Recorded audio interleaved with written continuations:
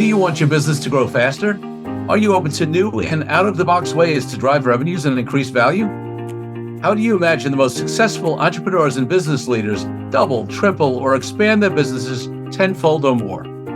This is a weekly podcast featuring conversations with business owners, executives, and leaders as we reveal behind-the-scenes details that give you, our listeners, the confidence to pursue your own deal-driven growth. On the show, we discuss a huge variety of deals, everything from large, complex mergers and acquisitions, capital raising, joint ventures, strategic alliances, real estate, affiliate and sponsorship deals, and more, including smaller deals that you can do without significant capital. My name is Kupfer, and I've been supporting deal-driven growth for businesses for over 35 years as a successful entrepreneur, professional negotiator, and attorney. My goal is to help you strategize, plan for, find, and complete deals that will help your company grow faster. Welcome to the DealQuest Podcast. Let's get started. Laurie Barkman guides business owners how to dramatically increase enterprise value and build with their exit in mind. Laurie is the former CEO of a $100 million revenue company that was acquired by a Fortune 50. So just a little credibility there. Capitalizing on her succession experience, Laurie founded the Business Transition Sherpa, providing transition advisory and coaching to entrepreneurs. She's also a certified mergers and acquisitions advisor with Stony Hill, specializing in valuations, sell-side, and acquisition services for companies in the lower middle market. Laurie is an adjunct professor of entrepreneurship at Carnegie Mellon University, teaching a master's capstone on innovation, on corporate innovation, and is a speaker on the topics of business transition, succession, entrepreneurship, and M&A. In addition, she is the Amazon best-selling author of the Business Transition Handbook and offers an online masterclass called The Endgame Entrepreneurship to create a sellable asset. She's been featured in all kinds of press, and she does great work for various companies and families. I won't read the whole bio. And Laurie's a rare returning guest to the DealQuest Podcast. Laurie, welcome back. Oh, Corey, it's so fun to be back with you. We were reminiscing before we got on air how long we've known each other now, and the evolution of your show, the growth of your show is amazing, so exciting. I'm so appreciative that you're having me back. Well, it's great. Listen, as regular listeners know, we've rarely had a return guest, and in part it's because we've been fortunate enough to have the podcast be popular enough that we get a lot of incoming, guests. But Laurie was such a great guest all the way back on episode 93, which was like 4 years ago that we aired that. It'll be close to 4 years by the time this airs. And so many of you didn't hear her back then, but also there's some new stuff going on, right? The book is new, the course is new. And of course, the M&A market is very different than what it was, 4 years ago. So I'm excited. So Laurie, as opposed to my normal opening questions, which you answered the last time around, about what did you want to be when you wanted to grow up, or what was your first deal? And folks, you can always go back to episode 93 and listen to that one too, if you want to hear those answers. I'm going to ask you a different question starting out. Did you always know you wanted to be an entrepreneur? Like, was there background in your family? Like, I know for me, I had no entrepreneurial background at all, but for some reason I was called to it. Did you always you wanted to be an entrepreneur? Absolutely not. No, okay. I didn't. And there's some entrepreneurial genes in my family, but not in my immediate family. Okay. My family, my parents were employed by the state of New York and the county of Albany, right? You can't get more conservative than those government jobs. And it's funny, in retrospect, I see Bill Gates, right? Think back to Bill Gates and how he was so savvy to figure out that this computer software thing was a thing. And he jumped on it. What did I do? My dad was a computer programmer from the 70s, and I completely ignored it. So it was staring at me in the face. I ignored it. I didn't have the risk profile or the big idea to start my own business. So I didn't go that path. And it was when I was getting my MBA that I was really exposed to entrepreneurship and thought, oh yeah, this sounds really cool, really amazing. But again, I didn't have the big idea. I didn't have the risk profile. And ultimately, I had some debt I had to repay from this MBA degree. And I was pretty nervous about that. I figured for me, when people go to Vegas and they gamble, they leave feeling like they spent their money on good time. For me, I would always say, no, I'd rather go shopping because I know I'll leave with a sweater and I'll be happy with that. And I think entrepreneurship is a little bit, you got to have the risk profile. What I realized years later is that there's many different flavors of entrepreneurship. The one that I was getting most familiar with in business school was the venture side.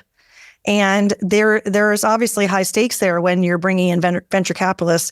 And yeah, it wasn't a fit for me. But to your question, how did I figure it out? I mean, that's for me in my story, as you shared in my bio, going through an exit, going through that experience, and on the other side of it, realizing I really like deals. And that's what you and I talked about on that episode all those years ago. We talked about how I discovered I'm a deal junkie. And the manifestation of my entrepreneurship has come together in the support of entrepreneurs in their next journey as an entrepreneur. And building with the exit in mind was something you mentioned in the introduction. And absolutely. And I'm building some infrastructure, building a platform for that to support entrepreneurs.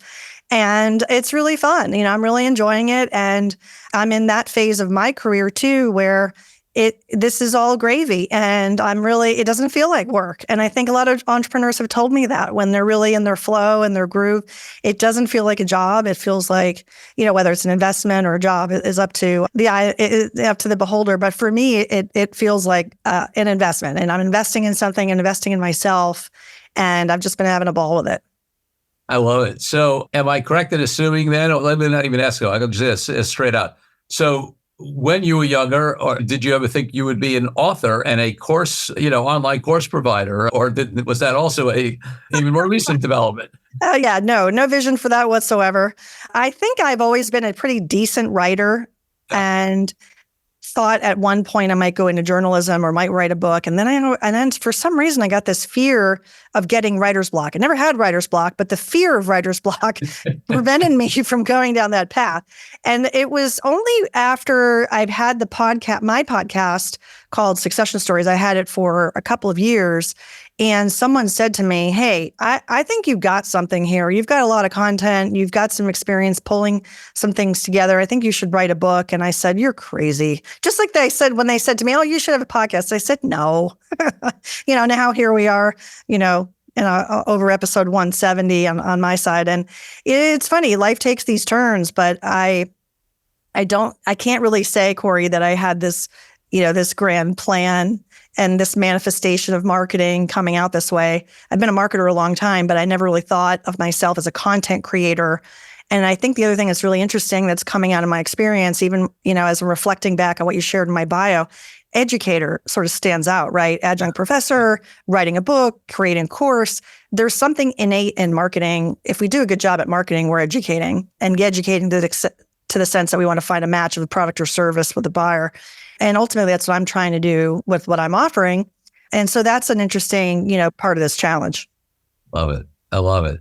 It's interesting. We won't get it too deep into the mechanics of it. I want to get into the deal side of things. But, I wrote my authentic negotiating book. And I will tell you that, I was always a reader. I always appreciated authors. I was always like, but, it's like anything else.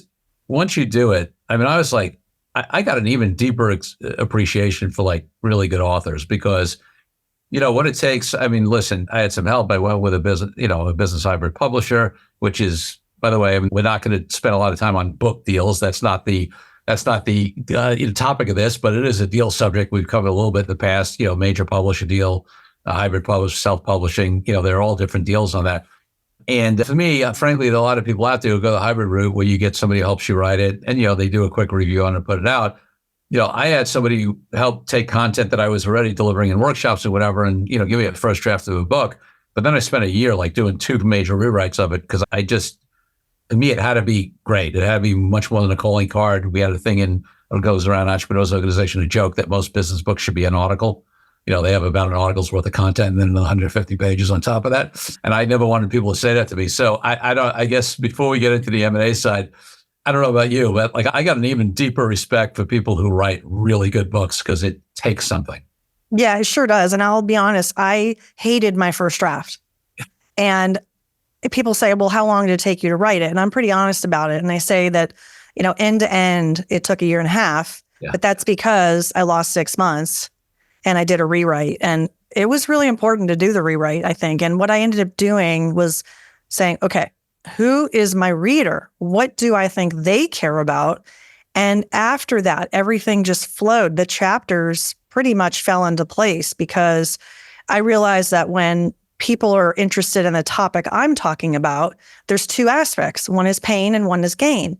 And I can't just take one, I got to do both. And so that's the subtitle, right? How to, and how to avoid, succession pitfalls, how to create valuable exit options. And the chapters of the book became pitfalls to avoid. You want to do these things because you don't want to step into this, this or that. So let's dive in. And each chapter just manifested and it flowed. And I became really proud of it. And I think that's the main thing is that whatever I put out there, it doesn't have to be the biggest bestseller. It did do well in its initial pop on Amazon. And that's really exciting. And the people who've read it have shared wonderful reviews. And that's amazing. But at the end of the day, it's what people do with it. I'm encouraging people to make action. That's why I'm called it a handbook. And I even tell you in the very first chapter, here's how to hack the book. Dog ear it, write in it, make it your own. And every chapter ends with an action table. What are you going to do? And key takeaways. And it was very purposeful in that mindset of don't just read this and say, oh, that sounds great. Actually make an intention and do something. Love it. So let's just keep going down that route. So obviously, we're not going to give everything. People should go buy and read the book. But, give us a couple of the bigger points in the book. What are some of these pitfalls that you address, one or two of the big ones, and then how do they impact enterprise value or even getting a deal done? Yeah, absolutely. I kick off with the softer side. You might be surprised at that, but I kick off with the softer side and I talk about the importance of having a transition mindset. Yes. And being able to focus on what's important to you for your personal transition. It's avoiding kicking the can too much on some of these things. The personal readiness, the personal transition is kick cannibal, if that's a word. It's just too easy to say, oh, I'll figure that out later. Well, guess what? People never do. And then it is some of the major causes, I think. There's lots of issues why the data shows that a high percentage, like 75% of business owners are unhappy. They express unhappiness 1 year after the sale. And there's not just one reason, as you can imagine, but how we personally identify with the business, especially if our name is on the door or if it's a family business where you have a lot of friends and social relationships. And imagine it just feels like a cold water bath when you got to step away from that. It can feel very lonely. It can feel that you've had a total change of identity and you're wandering a little bit aimlessly. And so there's a proactivity and thinking around personal readiness that I'm advising on in the very, very first section of the book. I love that. And I want to take it even one step further because I love that stat that I don't love the stat, but I love making people aware of the stat that up to 75% of the folks, are unhappy or have issues, after they transition. And I will tell you, because I want to give light on this, and I mentioned it before a little bit, but I really do. There's some percentage of the 75% actually even go into very deep depression, right? Like unhappy is one thing, but like clinically depressed, right, is another thing. And it's something that's not talked about. And I'm personally aware of some folks in the situation. And by the way, some of these folks are folks who exited with more money than they and their kids and their grandkids probably ever need, right? So it's not like, oh, they exited and they got, $500,000, $1 million, and it's not, they still got to figure out what to do. I'm talking about people who got tens or even hundreds of millions of dollars, right? And they literally, were depressed. And it's a topic that I really care about because I'm very interested in, like, one of the things I talk about generally is, and I'm actually about to record a solo cast on it, more specifically is about, this growth for growth's sake mentality, and like anything where people think this is the end of it and then they get there and they're disillusioned, right? Like, why are we doing this if that's going to happen? And the last thing I'll mention, and I want you to delve a little more into this, on how you avoid this, how you prepare, right? How you work with people to do that.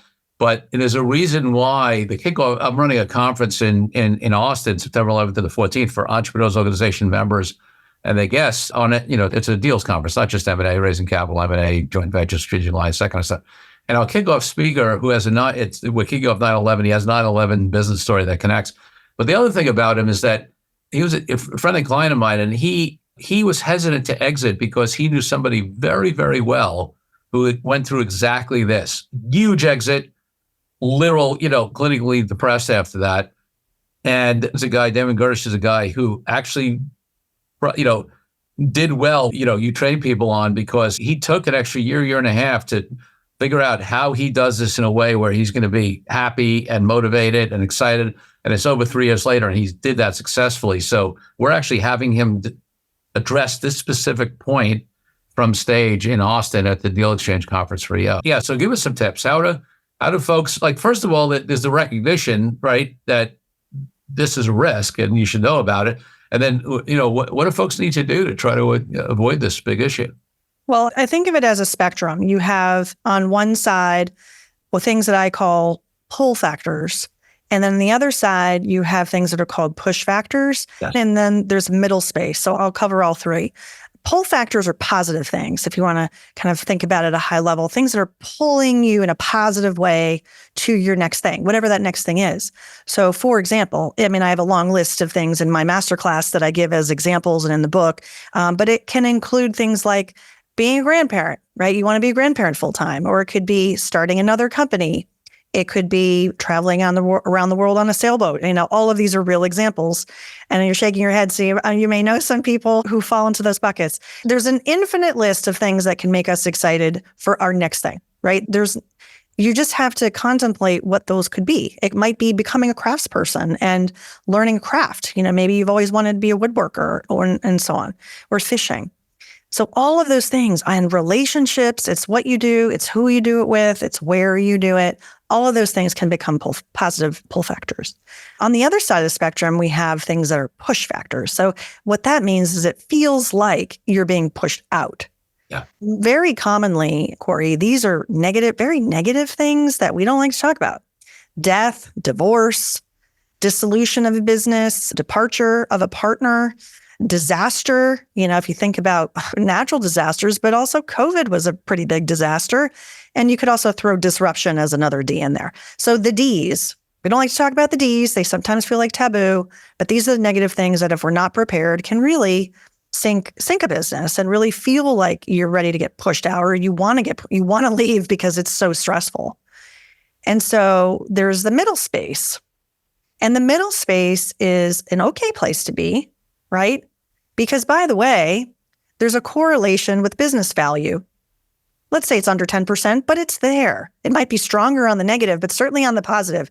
If there's been some studies on this, but if you are positive and working towards your next thing and positive thinking about it, right? Head, heart, wallet is a framework I like to talk about. So if we're in alignment on those things, what's going to happen? Your body will follow. You will put work into it. You will roll up your sleeves and you'll go in that direction. If there's the negative things, what are you going to try to do? You're going to kick the can. You're going to avoid it. You're going to have to, go down that path. And this middle place is a watch out zone, because what can happen in the middle is complacency. Yeah. So you might say, well, what about retirement? Well, retirement isn't complacency. Retirement is just retirement. And it doesn't necessarily make it from a correlation standpoint on value, positive or negative. It can be in the middle. The watch out is if you are taking your foot off the gas towards the end of your run, which again might be, again, based on your age or life stage. It could be a retirement and you're taking your foot off the gas. You're not reinvesting in the business. I was leading a webinar a couple months ago, and after the webinar, I kind of did a hot seat roundtable of folks in the audience. The group was about 10 people. And the first guy, said, okay, tell me about your business. What are you thinking in terms of an exit timeline? He said, about 10 years. And I said, oh, okay. And then as the questions unfolded, I found out he's not reinvesting in the business. He's not doing business development. He's the one responsible for his business development. Wow. I said, hey, wow. red flag. Yeah. Red flag. You got to see what I'm seeing here. And I think I scared him a little bit, but hopefully, it's almost like what the doctor ordered is you got to get a dose of the bad news. So, good news for him, 10 years, he can change course here, but you don't want to be waking up 10 years from now going, okay, I'm ready to sell now. And then all your competitors are totally outgunned you. And your business isn't going to be worth nearly what you think it's going to be. And therein, Corey goes into that back to the why do we have exit regrets, right? Sometimes we just don't double down and reinvest. We're exiting in a negative tone and, we don't feel good about it. Yeah. Yeah. This is such an important topic to me, as I said, because the exit isn't the ultimate goal, right? What's the purpose of the exit, right? Like, why? Why stop working in a company? Why sell it? Why have all that money? Why whatever? And if you can't answer that question, there's nothing that, that tries, especially, and you alluded to it, even though you didn't say it, but you alluded to it, like, especially because part of the entrepreneurial journey for a lot of folks is that, and this is not necessarily great, but it's just what happens for a lot of folks is that they so identify with their businesses in terms of their own identity and their own worth and their own, who they even just like, even, if you ask a business owner, who are you without your company and your title and what you, whatever, especially an entrepreneur, a lot of them are going to have trouble answering that question. I've thought about it. Some have other parts of their lives, but, especially this classic entrepreneurial hustle culture, all in, it often becomes an identity for people, right? Oh, yeah, absolutely. Yeah. All right. Maybe just give us, is there one more you want to highlight out of all the things in the book in terms of the pitfalls? Yeah, and I think I'll share just kind of the overall framework so it makes sense in context. There's 3 aspects that I encourage people to be spending time and thinking about and aligning. Overall, creating a strategic transition plan. And to break it down into 3 core pillars, the first one is the one I mentioned, which is personal readiness. The second one is financial readiness. And the third is business readiness. And all 3 of those aspects for business owners need to be in alignment. And what I think is really cool, if people certainly want to dive in and learn more, I think it'll all start to make a lot of sense. When you do these exercises, I'm leading you down a path to explore all 3 of these through the book and, of course, through the masterclass. I've got all kinds of exercises, and it's almost like I'm leading you in a workshop, right, in these videos and everything. So it's very easy to consume and very doable to do these exercises. The key thing, Corey, is that people have to make the time for it. It's just like another part of being an entrepreneur and owner is making that time. So yeah, the framework overall is business, personal, financial. And how do we get things to align? And how do we give ourselves enough runway so that they can align? And when you have a business operational plan, I'll call that, is different than this plan is just for you. You might not want to have your team eyes on it. You're not ready for that. But you might want to share some of the things on the business strategy that they need to help you implement. And so that is a really key intersection point that I discuss is, you got to be looking at your business from the 40,000 foot down, and then you got to work with your team to help you execute kind of the bottom up plan. And this book's going to give you all kinds of ideas to identify what potential risks there are, whether it's on the personal side, but from the business side, the big categories of things to look at are the attractiveness of the business, the transferability of the business, and the inherent risk factors in the business. And if those risk factors can be mitigated or any of those other aspects can be built up or not. And the answer sometimes is no, they can. And it is what it is. And sometimes it is, yeah, absolutely, we can. We just need to invest in it. And that's the alignment piece. So, that leads me to what I admit is a bit of a softball question here, because I know that, but I do want to discuss to make a point. So, in light of the fact that there are these aspects of your book that say, okay, hey, listen, these are the things you can do and need to do to, help prepare your business sale, help, maximize enterprise value, all that kind of stuff. When should people go into your book or your course? Because a lot of folks, like the default people that don't know better, would say, oh, business transition handbook. I'll read that when I'm ready to do a business transition, right? So I admit it's a softball question, but please. Yeah, and I think that's part of the fallacy, right? You can't do exit planning when you're exiting. It's just too late. And I think the most common answer, and the answer that I would probably emphasize, is 5 to 7 years. Yeah. And people who say to me, oh, I'm 1 to 3 away. Well, here's the translation. You actually need to start right now. Yeah. You're already late. And the people that say 10 years, that's awesome. Great. Love it. Fantastic. And any longer than that, absolutely on board with it. So I think 5 to 7 is kind of the sweet spot. There's a growing percentage, Corey, of entrepreneurs who are saying that they intend to exit their company within the next 5 years. Some of that is baby boomer age related. Some of it is life stage and kind of getting burned out related, right? They've survived a number of these entrepreneurs that have been through a number of economic crises, COVID. I mean, they're just worn out. So there's some of those things too that are influencing that number. Those people probably need to get started right now. Yeah. So with the course, what I'm trying to do is reach entrepreneurs earlier in their journey. And what I'm saying with endgame entrepreneurship is building with the exit in mind. And so these are for companies that aren't necessarily day one startups, but I'd love for the day two or week one, and I'm being facetious, but when the time is right. I don't think a company that's under 3 years, I would say, no, don't read my book. I mean, it's all goodness, right? If you want to build value in your business and you're building with an exit in mind, the book, the course is all goodness for you. Yeah. And, why is it that venture-backed startups, when they're going through a pitch deck process, know inherently that the venture capitalists are going to ask them about their exit plan? Why is it that no other entrepreneur takes that to heart as part of what they should be considering and doing? And so that's another big aspect of the book is reverse engineering your exit, building with the exit in mind, so that we have an understanding of who might be the best fit buyer for us one day and reverse engineer. And when time is on your side, you can create more options and you can create more pathways. And so that's the other big why. I love it. So before I shift gears, I want to talk a little bit broad on what's going on in the M&A market. Maybe, what's changed in the 4 years almost that we haven't talked. Talk to me a little bit more about the book and the course. Like, I think people have a general idea, but who's the ideal target? Is there anything industry specific? Is it geographic specific? I'm assuming not. I mean, it sounds like this could be for any business that's looking to grow and exit, right? But is there, and you mentioned a little bit that, especially this idea of building the exit, early on, but is there anything more specific on like who this is already really targeted to? I think it's the 2 to 20 million lower middle market, a company that's been around a couple of years, at least a couple of years, that's found its way towards product market fit. If they don't have product market or product service fit, they probably will feel distracted. I know entrepreneurs enough to know that's probably the case. And that's okay, right? At some point, and I don't know what that is, if it's 5 years out, if it's 10 years out, and they're on a runway, at some point on that runway, they're going to start to think about their exit. And it's not always age, right? It's not always age, it's life stage. And it's kind of where you are. So my book's trying to meet you where you are.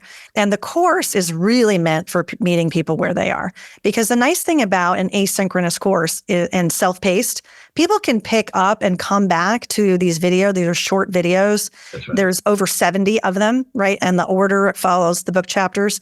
And so it just flows nicely if they're following the book or they don't have to read the book, but it's kind of a nice accompaniment. And with all the exercises, they might find themselves jumping around, which is totally fine. But at least knowing what that content is. Corey, it's the masterclass. I chose that word because I was pretty thoughtful about it. I said, you know what? You could go get an MBA or you could take this. And this is not an MBA, right? This is a recognition that you're busy. You're an entrepreneur who's going to kind of consume it on your own time. But the level of information is kind of MBA worthy. Okay. And then the other part of it is there's a practical case study kind of, tangible understanding. This isn't just some esoteric math. This is like real math and real numbers and why they're important to you. And then all these marketing concepts and sales concepts, all this stuff kind of blended into one. And it's, I think, a great investment. People who have $1 million revenue business, if they invest 1%, that's $10,000. I'd be hard pressed if someone says, I won't get an ROI from that. I will challenge them and say, yes, you will. You just got to put the money or not the money, but you got to put the time in for the ideas. So it's kind of like this exponential ROI when you work on the enterprise value of your business. And that is like the best kept secret, right? If we are truly investing in the enterprise value, what's $10,000? You know what I mean? So, and the other thing, in addition to the learning side, is support. I call myself the business transition Sherpa for a reason. It's support. It's being with you on your journey. And when I created the masterclass, I thought, oh my God, I'm with them, but I'm not. And I know they're going to have questions. People are going to have questions. And I don't want to just leave them. So I wrapped a couple of things with it that I think are really important and make it unique. One is a community. In and of itself, it's not unique. However, the way we're doing it, I think, is unique because we are tacking on a 1-year complimentary, it's included with the price, is group advisory. So you'll get access to business transition experts and ask questions and go through chapters and hopefully, connect with other entrepreneurs from a peer-to-peer perspective. But we'll be facilitating those Ask Anything sessions and so on. And so that's my chance to sort of say to the community is, look, we're here to support you. This is content that you can consume on your own. But I know that left to entrepreneurs' own devices, they're going to get really into it for 5 minutes and then walk away. So this is a way to hold everybody accountable to it. And you mentioned EO and, there's Vistage and groups. This is a perfect way that EO forums, if everybody in the forum gets access to the course, they can hold each other accountable. And I've been talking to some EO groups about that. And so that's the other thing that makes me excited is, so who is this best for? I think it's great for companies that aren't day one, but are, at least 3 years old. They're between 2 to 20 million revenue. It's a US focused approach. However, if your company is in Canada or if you're in another country, I guarantee you'll get value from it. But it is definitely a kind of a US focused, some specifics on tax and stuff like that. Right. Let's take a break from the show for a minute so I can tell you about an incredible resource my team and I have put together for you. Secrets of Deal-Driven Growth, Creative Ways to Grow Your Business, Even in Challenging Times, is a powerful ebook that helps you take DealQuest podcast episodes and apply them to your own life and business. This is the ideal tool for anyone looking for creative ways to grow as deal makers, and you can get yours now. It's as easy as heading to corykupfer.com/workbook and downloading your copy. While you're there, you can also consider joining our dynamic deal-driven community of founders, experts, small business owners, and entrepreneurs. Now back to the show. So let's jump out. So, when we spoke last, at least on air, it was November of 2020, right? So I guess that means we're in the pandemic. Okay. As I think about the timing on that, we're recording this in July of 2024. It'll probably air in August or September, right? So it'll be almost 4 years. It's 3.5 plus 3 whatever years now, or 3 3/4. Let's talk a little bit about, a lot has happened in that time, right? Generally in the world, a lot has happened in the deal market. Let's talk a little bit about what are some of the differences? What are the trends? What have you been seeing compared to the last time you and I were together? Yeah, I think, there was still a lot of deal activity happening. It hadn't totally closed off in the pandemic. So I think when you and I met, there was still a fair amount going on, but there was a lot of uncertainty building. And so you had this combination of private equity groups with dry powder to continue to invest. Yes. And everybody's looking for, quote unquote, the right deals. Strategics were focused on supply chain issues and trying to keep the lights on. Yes. So I think on the strategic side, it was pretty challenging. And I think it remained challenging for a while. More recently with the rising interest rates, it's put some pressure on prices and transaction value. So some would say that makes it a buyer's market. But I think for the buyers, the lending markets are tricky and they really have to be able to service the debt. So yes, that could put some pressure on the price paid for these businesses. The other thing that I'm seeing is that the private equity firms who are looking for deals are moving down into the down market, into the lower middle market, which I'll describe as under 50 million. There's different definitions of that. But the way I kind of look at the lower middle market is if a investment bank says the company's too small or the deal is too small, that's lower middle market. So it could be 75 million in revenue or what have you. But so I think that's also a trend. I see a lot of private equity firms have two investment theses. One is focused on the platform. And, of course, that's going to be a larger investment. And the other is, more of that tuck in and add on. And so where I focus is in that lower middle market. So I've had, more conversations with PEs who are interested in those add on areas. I think the roll up trend is still continuing and it will. The pockets of where people have interest is developing and will continue to develop for strategic advantage. And then the other type of financial buyer that we really don't see a lot in the news, it's not the sexy PE. Everybody knows the PE group kind of moniker, but these groups are also financial buyers and they are in it for a longer term than comparatively, they are family offices. Yeah. Now, not all family offices do investing and have a buy and hold strategy. But if a family office is doing investing, most likely they will have a buy and hold strategy. And comparing it to a private equity firm who has more like a 5 to 7 year kind of hold and sell time horizon. And so if you're looking to sell your business and you're looking for fit, one of the things I talk about in the book is who should own your business after you. And I go through the different types of buyers, right? Strategic, financial, and related.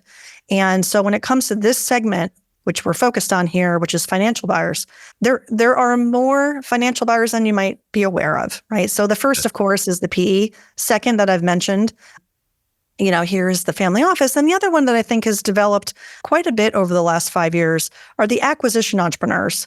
And these might be small search funds, people who are being compensated by potential investors to go find a business. They're typically approaching baby boomers who do not have a succession plan. And they're all over the country. They're all over the country saying, hey, I want to buy your business. So it's been really, really interesting as an M&A advisor talking to potential sellers. And I say to them, hey, have you been approached? And they're like, yeah, I circular file those, or yeah, I don't know what to do with them. And that's where I can be helpful. And also, in representing on buy side or sell side, representing an intermediary role to say, look, a lot of times the sellers aren't ready. And the other realization for both the book and the course, the big takeaway is that buyers buy on their time, not yours. And so when it comes to the market trends, I think that will still always, now and forever, be a truism. Buyers buy on their time, not yours. And it creates that imperative that we need to be thinking about who's the best fit buyer. What motivations do they have? What problems does our business solve for them? And getting our business ready so that it can be sold at any time, so that if you're approached by any of these, strategics or financial buyers, that you are ready to have a conversation, you're ready to engage. And so, Corey, in a nutshell, those are some of the things I'm seeing. Yeah, no, that's great. And definitely we're seeing a lot of the same trends. I mean, one of the things you mentioned, family offices. And I think, there's definitely been a trend we've seen where more of them are getting into having outside investment arms that are focused on long, and again, more, not always, but more often than long-term holds. And, it's a very different kind of capital. In fact, I won't say even the industry, whatever, because it's in the press, now, like we have a new client who in his prior business had PE-backed money. And let's just say he's no longer at that firm. And this time around in his new venture, he's got family office money very intentionally because of the difference, because of his experience and the difference in terms of the, what he wants. So we're definitely seeing that. And then, it's interesting. So the ability to understand, even like start with the difference between a financial buyer and a strategic buyer. And then even within, I love the fact that even within financial buyers, you broke it down into 3 segments. And obviously it's even more nuanced than that, right? In terms of, right. I put ESOP under financial buyers too. Yeah. But of course that can spill over into the related category depending on how you view it. But it's a bank transaction most often. Right. So we're definitely seeing those trends. And then, certainly in, for example, financial services, and, we do a lot of wealth management, and the PE in the last 5 years, is like in the time period that we're talking about, last 4 years, let's call it. There's been a huge shift in PE money coming into that space and doing exactly what you're talking about, right? Finding a anchor investment and then, funding all the tuck-ins and the expansion. And there are firms in that industry that are doing 20 tuck-in deals a year, That's a lot. Yeah, it's a lot.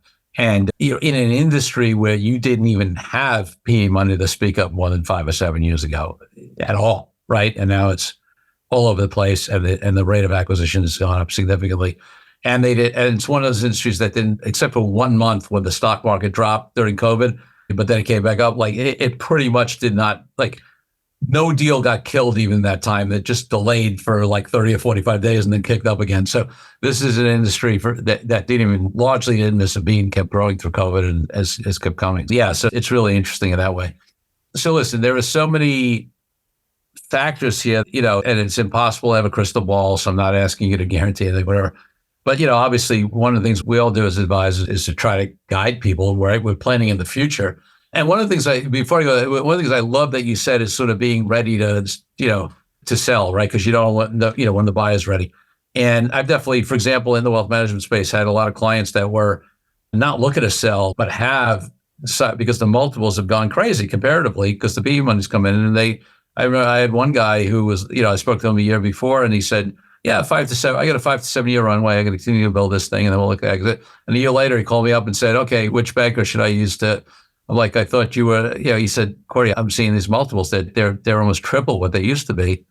Like, I don't know how I don't know how long this is going to last. And I don't know how I can pass up, this kind of money. So what do you, we got interest rate factors, which, starting out, we got inflation that's coming down. There's politics. There's so many things, so many factors that could change things, tax policy, you name it. Other than just generally saying, be prepared, right, to sell. I'm sure you get these questions, right? As somebody who is, putting out content, well, sort of, and then in your direct consulting practice, like, how do you address people's question? I guess the big bug would be like, how do I plan with all these, factors that create uncertainty and also that, unlike what, some of the talking heads say, like I always joke about, I love when they say, oh, the stock market went down today because of XYZ. You have no idea. The stock market is so complex to predict it on what actually caused something on a day-to-day basis. Like you have you're making that up. You're just attributing it to some factor. Any case, how do you address people when there's so many complex factors and when you don't have a crystal ball for the future to help sort of plan in the best way they can? Well, as you mentioned, I do work with clients one-on-one in an advisory capacity. And if it's in a pre-M&A capacity and they've got a bit of time for preparation, that's ideal, right? So how much time do we need? It depends, but let's say 1 to 2 years at a minimum. And one of the very first things we're going to do, Corey, is we're going to do a number of different assessments to baseline where we are. And a big one is a business estimate of value. It's going to put us in a way that we can have conversations about, well, why might the multiple go up or why might the multiple go down? Because doing valuations is an art and a science. And I have access to databases and we can look at things and we can have conversation about risk factors. We can have conversations about value drivers and make comparison on benchmarks in your industry. And that's a great place to start because in doing that, obviously we collectively are learning, but also we are determining where priorities should be. Yeah. And so that focus, if we like to think in 90-day chunks, in EOS, we're using rocks, big rocks. What are the big rocks? And where should we be focusing? And so that is the approach that I use with clients in an advisory capacity in an ongoing basis. The other way I work with clients and use that approach to baseline is not only the business, but it's the personal readiness. I have a personal readiness assessment. There's a financial diagnostic where we can talk with them about, well, what's the magic number? Why do we think that is? What do you need to be reaching? And do we have a gap? And I have some excellent calculator sheets that we use to say, okay, well, let's work backwards. And what growth rate do we need to be hitting or how much time do we have? And we can do some math on that. And that data is really, really interesting because then we're not guessing anymore, right? Yeah. We can kind of lock in. Now we can always change and modify. Those numbers are written in pencil, so to speak, but it gives us a starting point. Because if there's a value gap, you have to understand whether or not you can close that gap. For some companies, they say, well, I'm going to acquire businesses. I've done what I can through organic growth. It's time for acquisitive growth. And because I'm an M&A advisor, I can support them on the buy side. I had one client just had a closing yesterday, which was really exciting.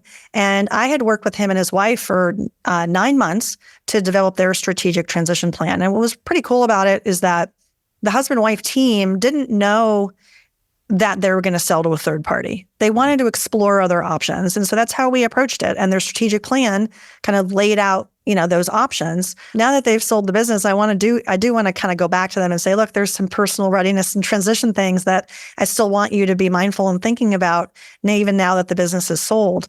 And so I think that's the power of the process is if we can work together proactively for, again, a year or longer to help you get ready, to help your business get ready. And then when that little bluebird comes a-calling, which it did for them, they were ready, and they were mentally kind of ready in that place and felt like, yes, now it's time. We weren't ready 3-4 years ago. We're ready now.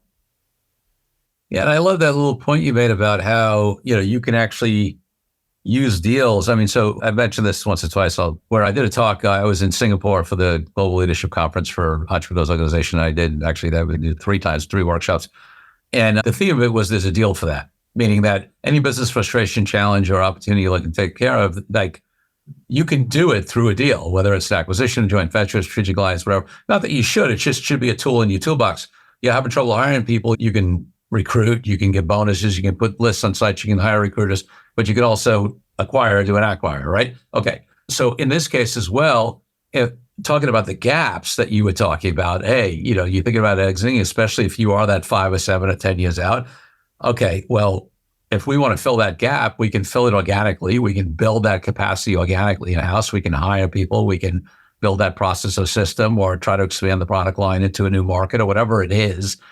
But we could also potentially do a deal to get there. And, it's interesting because the roll-ups understand the conversation of multiple arbitrage, right? And it gets, at an extreme, it gets a bad name, and it should. Like if the roll-ups who are not adding any other value and are just laying the stuff up just to get a multiple arbitrage, the market goes bad, whatever, and they're overpaying, because if someone else would pay, a 5x EBITDA or whatever it is on, for the company, and they're going to pay an 8 because they're going to get a 12 or a 15, and then the market changes or that doesn't work and they haven't added any value, they've overpaid, right? So there's a problem with that. But there's also a real add value multiple arbitrage where companies get, not only do you get a multiple on a higher base, but you get a higher multiple because you're bigger, right? And there's a legitimate way to do that.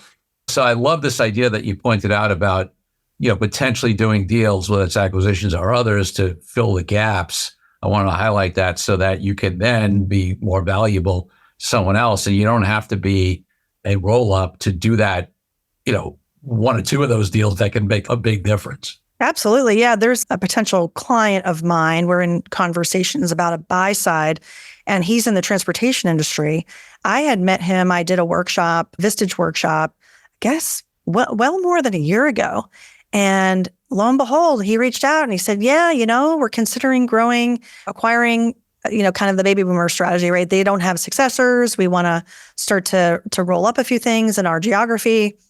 Can you help us with that? And so in that way, I'm kind of like their outsourced corp dev department. And, they've never done this before. And so there's that side of it. So I'm pretty excited about that opportunity. I do more sell side than buy side, but I think strategically buy side is pretty fun. Yeah. Yeah. We're the same. We're doing a lot more and more, like we've traditionally done more sell side as well, but we're doing more and more buy side these. And we've always done some buy side, but we did, like, the ratio is going up on the buy side and it's fun.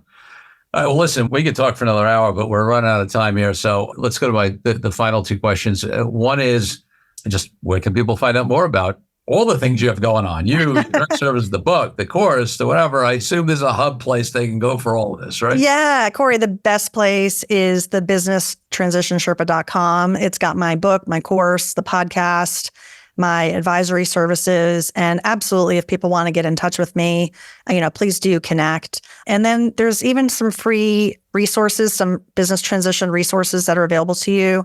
If you're interested to take some of the assessments that I've mentioned, they're available on the site too. Love it. All right. And listen, my final question is usually about my highest value in life, which is freedom. And I ask people, what does freedom mean to them? But you covered that on the last episode. So I'm gonna make it a little more specific here. And I'll show my bias because obviously freedom is a big value of mine. How important is, like the conversation of freedom when people are looking to exit?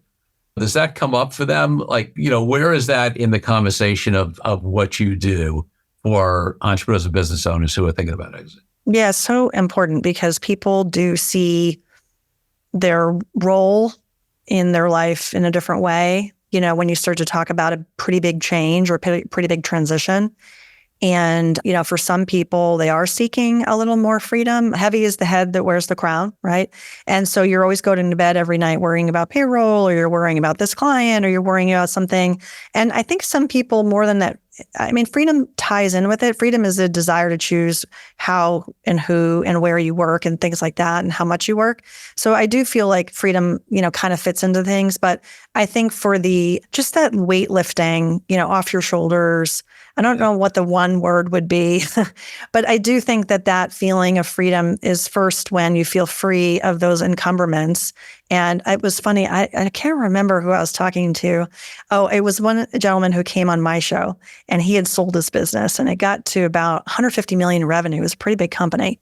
And he talked about that feeling that being an entrepreneur is like being in prison. I was like, oh my God, like that just sounds horrible, right? Where you're just so tethered. And I think that freedom comes when you feel untethered and you can make choices. And for him, he wanted to, travel. He wanted to spend more time with his family. He's created another business, but it's more mission oriented, like how to help other entrepreneurs. I see that a lot from successful entrepreneurs kind of doing their next thing. They don't want to just put their feet up on the desk or go to the beach. They get bored after a day. And so it's something that is freeing in that, you've got food on the table. You can turn the lights on. You don't have to have, a 6-figure, 7-figure income, whatever it is. You can be happy with whatever it is and feel fulfilled in a different way because you're unencumbered from the financial dollar. Love it. Laurie Barkman, thanks for being such a great guest on the DealQuest podcast. Oh, Corey, thanks again for having me on again 2 times. I'm so honored. 2 times. All right, folks. Thank you for joining me on this episode of DealQuest, where we help you understand how deal-driven growth can be your ticket to freedom. I want to invite you to a unique way to tap into the wisdom and experience of the DealQuest community. The Deal Den is a place where entrepreneurs, high-level executives, and business leaders come together, support each other's growth and success, and share what's working best, as well as what challenges we are facing right now. You will get input not only from me, but from all of our members. We collaborate and serve each other. To join us, go to corykupfer.com/dealden. I'll see you there. I'm Corey Kupfer. Until next week, wishing you the freedom and financial prosperity that I know your DealQuest will bring.